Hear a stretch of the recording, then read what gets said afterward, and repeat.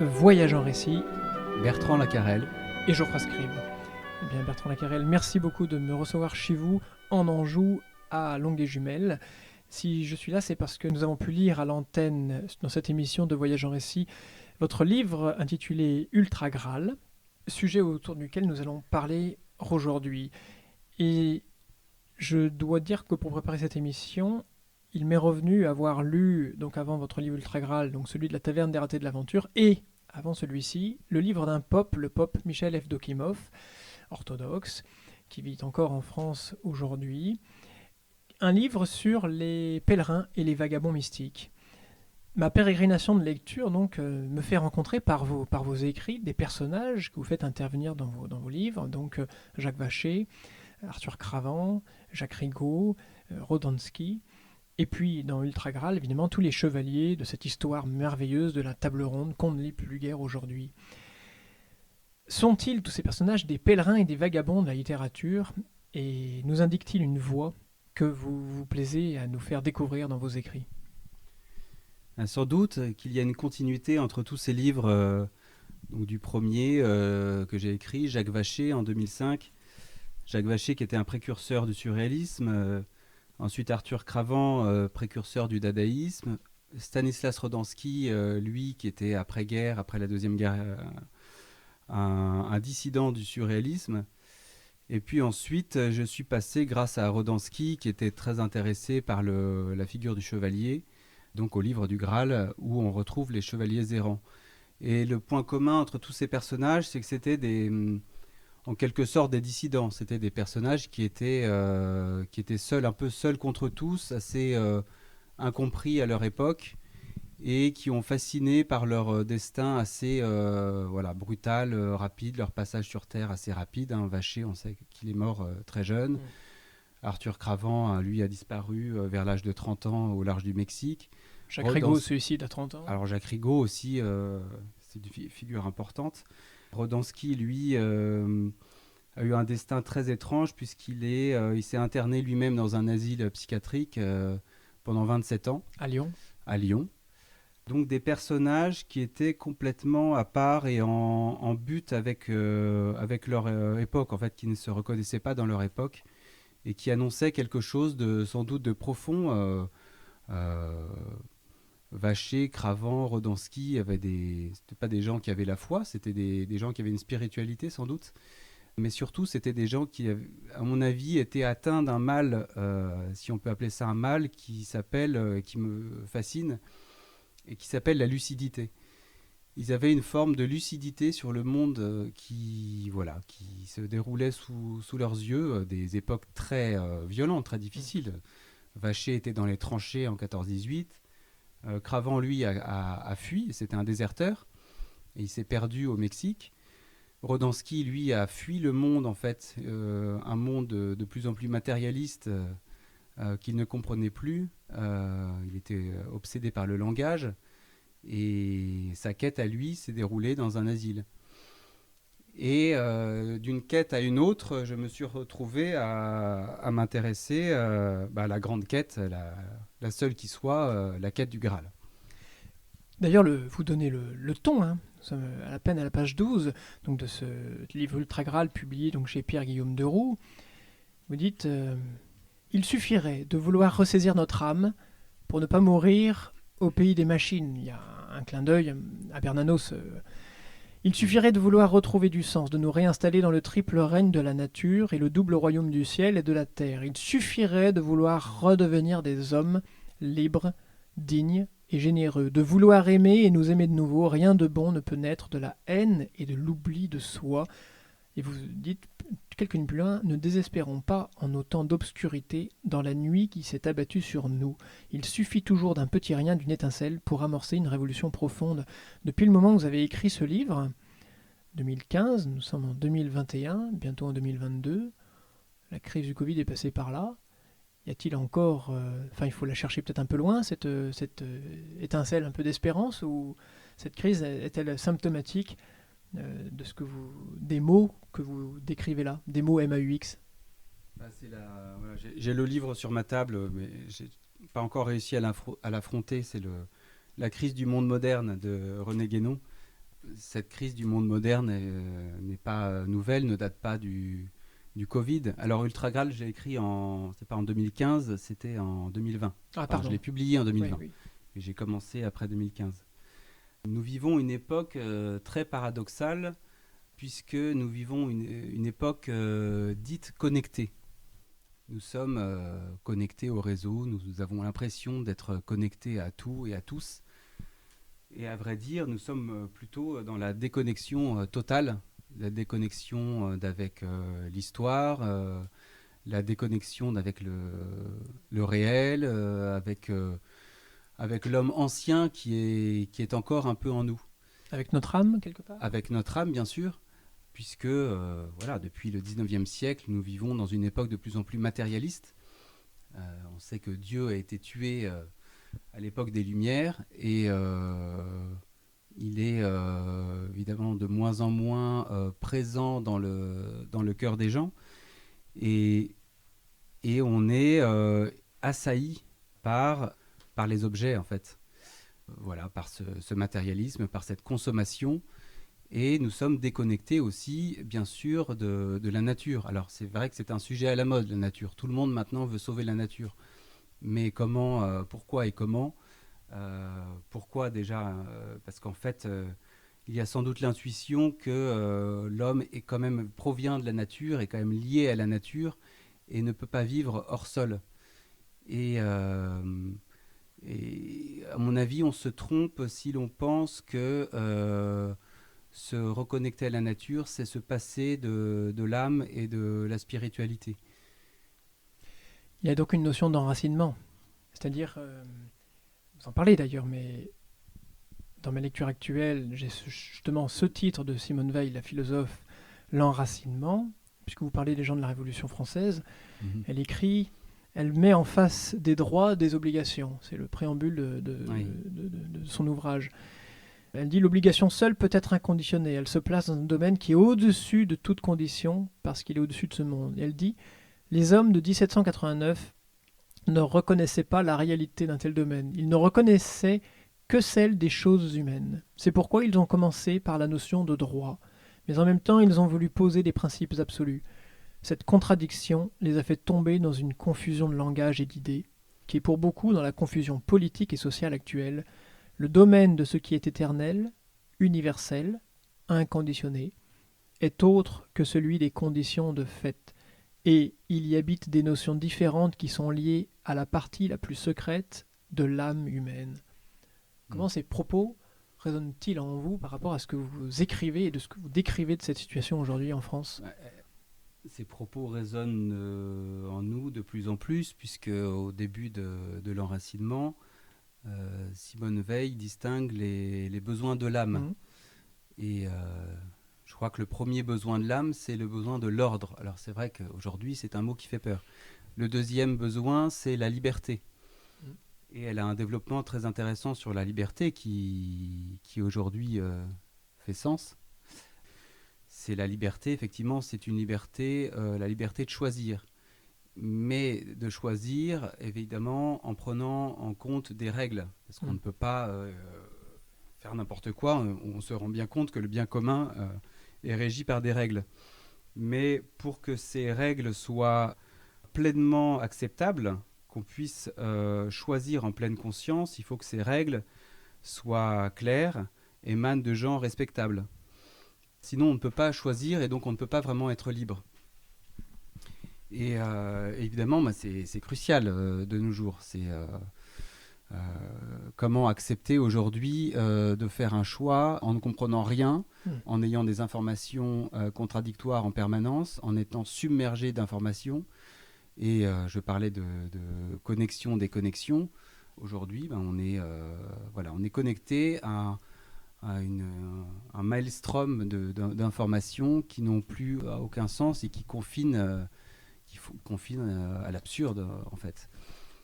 Et on n'a plus le temps. C'est-à-dire qu'on est perpétuellement pris par la vitesse. Ça, c'est un grand sujet du XXe siècle. Il y a beaucoup de penseurs qui ont parlé de la vitesse. Et on est tout le temps justement à essayer de gagner du temps. On va gagner du temps en commandant sur Internet, on va gagner du temps en se renseignant comme ça, en recevant un message, euh, et le problème, c'est qu'est-ce qu'on fait de ce temps, entre guillemets, gagné? À quoi est-ce qu'on le Oui. consacre? En fait, on ne le consacre jamais à la méditation, à la réflexion personnelle, À la prière. à la prière, à musarder, à se promener. En fait, on est toujours en train de courir après ce temps gagné, perdu, dans une valse qui rappelle d'ailleurs la valse perpétuelle qu'on retrouve dans le livre du Graal, quand les chevaliers sont prisonniers du Val sans retour. Hmm. Ils sont pris dans un enchantement. Et cet enchantement les conduit à danser. Ils sont tout le temps en train de danser comme ça. Et puis, ils n'arrivent pas à sortir de ce Val sans retour. Ils sont en train de danser toujours en mouvement, en fait, en train de bouger, de gesticuler, comme des marionnettes. Et je trouve que, voilà, c'est une image extraordinaire pour parler de notre époque. Et pourtant, ça a été écrit au XIIIe siècle. Et ça résonne énormément aujourd'hui. À la fin de ce livre, donc, vous dites quand même le livre du Graal nous rappelle ce qui fait de nous des Français. Au temps des cathédrales, des croisades, de l'agrandissement du domaine royal par Philippe Auguste jusqu'à Saint-Louis, il signifie, à travers le Graal, que la foi chrétienne est la plus grande des aventures. Et pourtant, votre livre n'est pas un livre de spiritualité. Non. Quel accueil a pu être fait à ce livre-là? Avez-vous eu des remarques de lecteurs qui vont dire vous y allez peut-être un peu fort, qui peuvent être étonnés par ce genre de propos? Non, parce que les gens qui ont lu ce livre étaient déjà plus ou moins acquis à ce Mm. que j'allais raconter. C'est le problème, entre guillemets, quand on écrit un livre confidentiel chez un Mm. éditeur qui n'est pas diffusé ou Grand qui n'est public. pas en tout cas grand public, parce que Pierre-Guillaume Deroux, qui est mort donc, il y a quelques mois, avait beaucoup de mal d'ailleurs à faire parler de ses livres parce qu'il était considéré comme quelqu'un d'extrémiste. On lui avait collé une étiquette alors que c'était un grand passeur de livres qui avait travaillé depuis, ça faisait 30 ans qu'il travaillait dans l'édition avant de créer sa propre maison. Et puis il a publié des auteurs de toutes couleurs politiques. Enfin, pour lui, c'était pas une question. Lui, c'était quelqu'un qui était obsédé par la littérature. Je pense à Boris Pahor, qui est encore vivant, qui est un écrivain slovène qui a peut-être 102, 103 ans, qui a vécu, qui a survécu au camp, etc., qui a écrit des livres incroyables sur la condition humaine et sur la liberté. Voilà, c'était l'un des auteurs défendus par Pierre-Guillaume Deroux. Donc sur la spiritualité, non, enfin, j'ai pas eu de... Voilà, c'est pas un livre de... C'est un livre, en fait, qui veut... qu'on dirait identitaire aujourd'hui, hein, parce que c'est un mot À la mode. à la mode et dangereux. En fait, c'est un livre qui simplement avait pour objet de retrouver l'origine du roman français. Alors c'est vrai que aujourd'hui, dès qu'on dit quelque chose, on est catalogué, on va dire que c'est nationaliste de dire que le livre du Graal est un livre sur l'identité française, mais c'est la stricte réalité. Ce livre, c'est le premier grand roman écrit en langue française, donc plus en latin, et en prose. Chrétien de Troyes, au XIIe siècle, c'est déjà écrit en ancien français, donc dans le langage courant de l'époque, hein, qui n'était pas le langage des clercs qui écrivaient en latin, mais c'était encore en octosyllabes. Au XIIIe siècle, avec différents auteurs, en fait, on va passer tout doucement à la prose jusqu'à ce que un ensemble d'auteurs inconnus, c'est là où c'est fascinant, une sorte de patchwork d'écrivains, de scribes, se sont concertés, parce qu'il y a une architecture dans ce livre du Graal étonnante, avec des effets de retour, des effets circulaires, vont se concerter pour créer cette architecture incroyable qui s'apparente évidemment aux cathédrales que l'on construisait à l'époque, à la fin du XIIe et surtout au début du XIIIe, et qui sont des cathédrales justement en style français. Ce qu'on appelle, ce que les Italiens appelaient le style gothique pour se moquer, pour nous discréditer.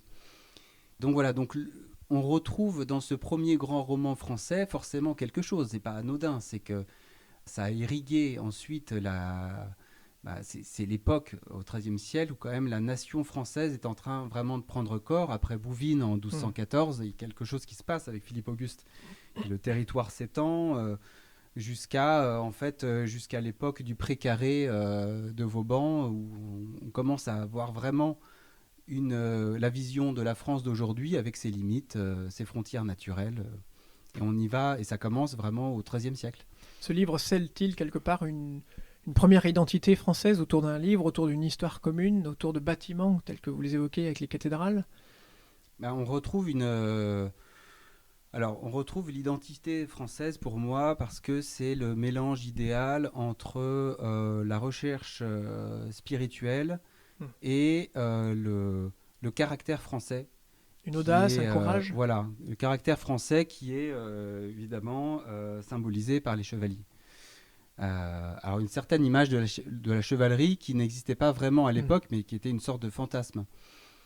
Et donc le monde courtois, évidemment, qui remonte du sud de la France au XIIe siècle et qui va pleinement en fait s'intégrer aussi aux besoins spirituels de l'époque. XIIIe siècle, c'est la grande époque de Saint François, de Saint Dominique.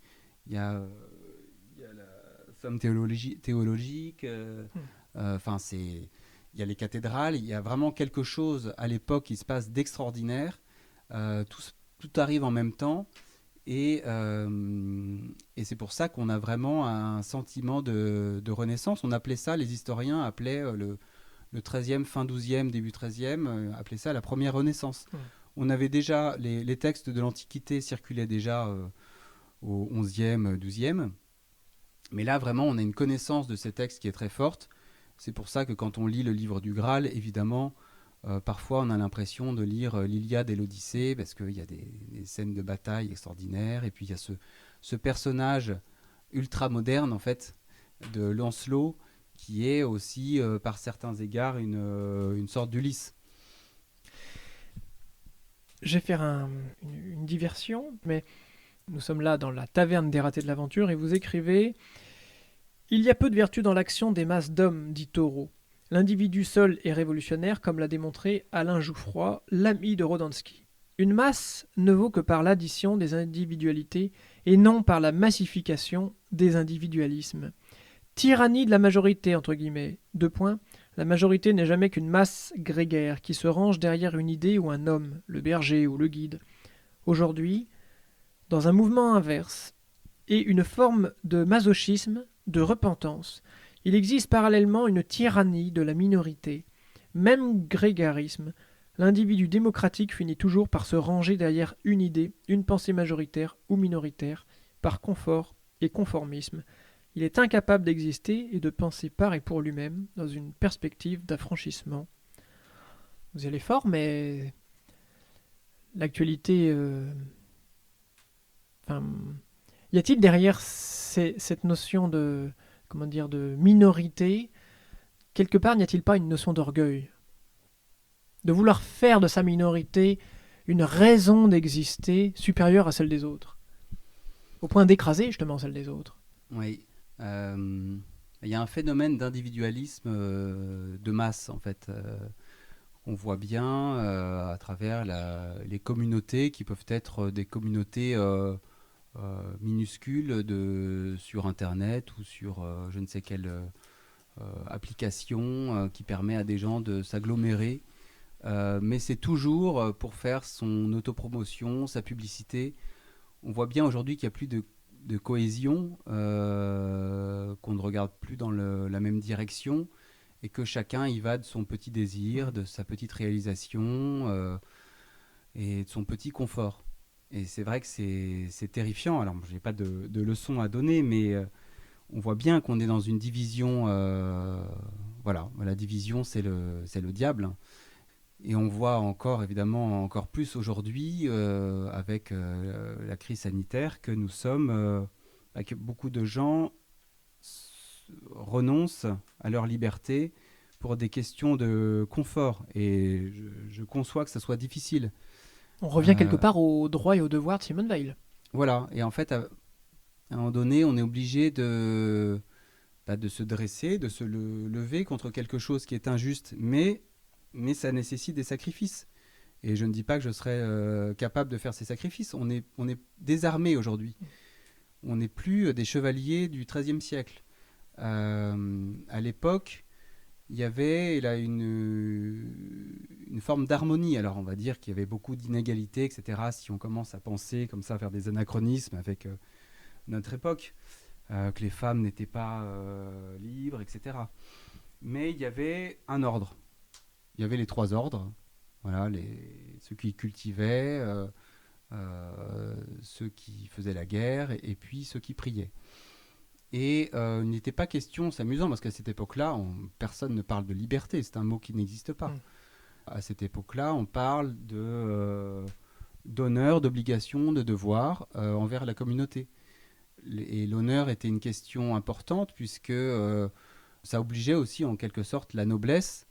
On a l'impression que la noblesse avait la vie facile, mais ils avaient des devoirs énormes, notamment de protection des paysans, et puis aussi protection de l'Église, et ne pouvait pas faire n'importe quoi aussi en raison d'un sentiment historique. Parce qu'on s'inscrivait dans une lignée, on s'inscrivait dans une histoire, on ne pouvait pas déshonorer son nom. Aujourd'hui, qui s'intéresse encore à son nom, les noms n'existent quasiment plus, les prénoms encore moins. C'est-à-dire que maintenant, à notre époque individualiste, on se fait plaisir avec les prénoms. Chacun va même inventer un prénom. C'est la minorité réduite à l'individu. Voilà, c'est ça. En fait, on est, encore une fois, déconnecté complètement de l'histoire, du temps et de la réalité autour de nous. Alors, Bertrand Lacarelle, j'aimerais passer des mots à l'agir. Je vous expliquer pourquoi. Encore, dans la taverne des ratés de l'aventure, vous nous faites lire ces mots de justement Dominique Deroux. Alors, Dominique Deroux est mort d'une crise cardiaque en 1977 à l'âge de 41 ans. Trop de cœur. Ces romans biscornus de haut style ne s'intéressaient pas suffisamment au lecteur. Il fallait suivre la cadence vite et ces collisions de mots rares. Et vous le citez dans un livre intitulé Immédiatement, bréviaire de toute une génération, : La crise de l'intelligence provient du fait qu'on veut se définir avec des mots alors qu'on ne se définit qu'en agissant. Se définir en agissant. Pensez à des gens comme je sais pas, moi, Mermoz, on va prendre des chevaliers du XXe siècle, le chevalier du ciel, on va prendre Saint-Exupéry qui agit et qui écrit. Pensez à cela par exemple ? Je pensais surtout à l'époque, et c'est un sujet qui me passionne toujours, à Pierre Drieux-La Rochelle, qui était obsédé par l'action, qui était un écrivain qui a fait la guerre, il a été dans l'action, mais qui était obsédé par cette question de la littérature et de l'action, la littérature qui peut faire des choses, qui peut influencer, qui peut devenir performative. Et ça, je pense que c'est le fantasme d'un certain type d'écrivain, c'est que leurs livres vont changer les gens, changer les cœurs et pousser à l'action. Parce que si on écrit simplement pour le divertissement, ça n'a absolument aucun intérêt. On a envie d'écrire pour que les gens agissent, en fait. Pour que les gens agissent dans la réalité. On voudrait que les mots, c'est au commencement était le verbe, on voudrait que tout ça soit performatif. Et c'est très frustrant, en fait, d'être écrivain, parce qu'on est assailli par les mots, par le langage, et parfois on a l'impression de tourner en rond. Moi, je suis par ailleurs éditeur, donc je lis énormément. Et je me rends bien compte que j'ai besoin d'agir aussi de manière concrète. Là, je vis à la campagne et j'ai besoin je ne peux pas me contenter d'être sur un canapé à lire. J'ai besoin aussi de participer à la vie de la nature autour de moi. D'aller couper du bois, d'aller faire du pain. Et voilà, par exemple. Et la littérature, et je pense que c'était l'un des problèmes de Stanislas Ronansky, qui lui aussi était obsédé par l'action.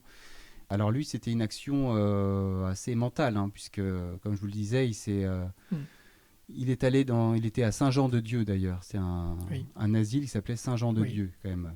C'était quasiment devenu une sorte de moine. Et peut-être que sa façon d'écrire, il noircissait des cahiers toute la journée, personne n'y comprenait rien. C'était certainement des formes de prière. C'était pas quelqu'un de croyant, mais c'était quelqu'un d'extrêmement spirituel.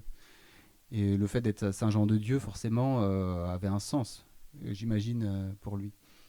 La poésie peut-elle être justement un agir, soit en l'écrivant, soit nous en la lisant, en s'en inspirant pour conduire nos vies? Alors l'avantage de la poésie, c'est qu'on est dans le domaine de l'inspiration immédiate et on est peut-être davantage au contact de la réalité, du réel, du quotidien, des sensations. Et donc c'est une forme, pour moi, c'est une forme d'action. En fait, un poème peut être écrit extrêmement vite, vraiment dans un geste. Mm. Un roman, c'est très différent. C'est une maturation, une construction, c'est très long et difficile. Le poème, comme une prière, en fait, peut s'apparenter vraiment à un geste. Un geste. Vous dites, Rodansky a inventé une technique pour introduire l'aventure dans la littérature, au sens propre comme au sens figuré. Aventurier raté, échouant à devenir parachutiste dans la Légion, échouant dans son plan de déserter en Indochine pour rejoindre le Shangri-La mythique de son enfance, il faut à tout prix voir le film Horizon perdu d'ailleurs, Oui, Capra. Stan le Desperado a découvert que la poésie était l'envers de l'aventure. Que voulez-vous nous dire par là? Était l'envers de l'aventure. Vous dites la poésie est une aventure contraire et non le contraire de l'aventure. En fait, c'est l'image de la pièce de monnaie. C'est le même objet, mais c'est simplement l'autre face. Donc c'est le même objet, extrêmement lié. Et quand je parle des ratés de l'aventure, en fait, c'est une expression de Stanislas Rodansky que j'ai essayé de comprendre parce que c'est toujours un peu difficile. Hein. Rodansky était un personnage tellement habité qu'on avait du mal à l'approcher. Mais les ratés de l'aventure, en fait, j'explique que ce sont des ratés rois. Ils sont ratés dans le sens où ils sont inadaptés à la société actuelle, qui est la société des capitaines d'industrie, la société des vainqueurs, c'est-à-dire ceux qui gagnent de l'argent. Et lui, évidemment, de ce point de vue-là, était un raté absolu. Mais il gagnait, c'est les premiers seront les derniers finalement, hein. Il gagnait sur un autre plan. Autre poète qui écrit « Le poète est la genèse d'un être qui projette et d'un être qui retient. À l'amant, il emprunte le vide, à la bien-aimée la lumière. Ce couple formel, cette double sentinelle, lui donne pathétiquement sa voix. Ces mots sont de René Char. Vous inspire-t-il quelque chose? Vous reconnaissez-vous dans cette définition du poète? C'est très beau. C'est pas du tout un poète que je fréquente, René Char. C'est peut-être une erreur. Il faudrait que je m'y plonge, mais on ne cesse de redécouvrir, tout à coup de se sentir appelé par un écrivain. En ce moment, moi, c'est Jean Giono.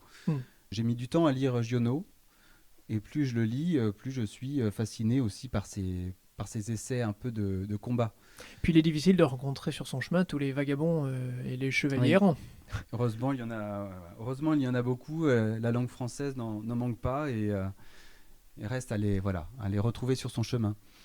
Vous disiez dans vos écrits que voilà, nous étions nombreux à pouvoir nous retrouver dans ce que vous écrivez, mais en tout cas dans ces idées qui ne sont pas forcément seulement les vôtres, mais que nous étions comme des petits îlots. Alors j'espère que par cette émission, nous avons pu créer un passage d'un îlot à l'autre et que d'autres pourront suivre cette chaîne. Effectivement, je parle des archipels dans mon livre, et qui sont un peu des îlots de résistance. Ça peut être spirituel, ça peut être extrêmement concret, c'est-à-dire agir localement, là où on habite. On se rend compte qu'il y a énormément de choses qu'on peut faire avec les gens autour de soi, que ça fait du bien, qu'on a l'impression d'être enraciné.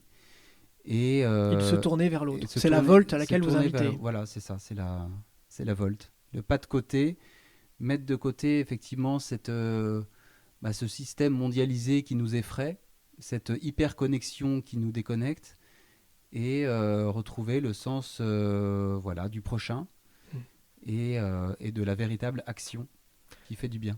C'est sur cette attention, chère à Simone Veil, mais cette attention à l'autre que nous terminerons cette discussion. Je vous remercie beaucoup.